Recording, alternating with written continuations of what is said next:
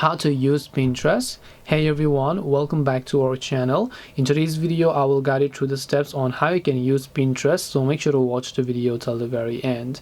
So if you would like to use Pinterest, it's actually quite very simple to do so. All you have to do is open the Pinterest tab, and I'm assuming you already logged into your account, so make sure that you're signed in.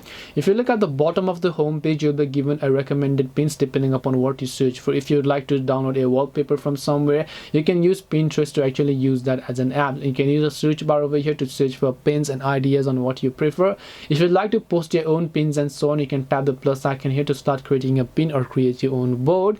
And then you can come to the message tab if you have any of the people that you might have messaged or updates or inbox. If you look at the top of the screen, you'll be able to find them and send a message to anybody. And if you come to your profile page, you'll be able to see your own pins and boards and whatever else it is that you prefer. So if you'd like to save a certain pin, you can tap the three dots option and then just make sure to tap on the save option in order to save those pins, or tap on the save image option or download image option.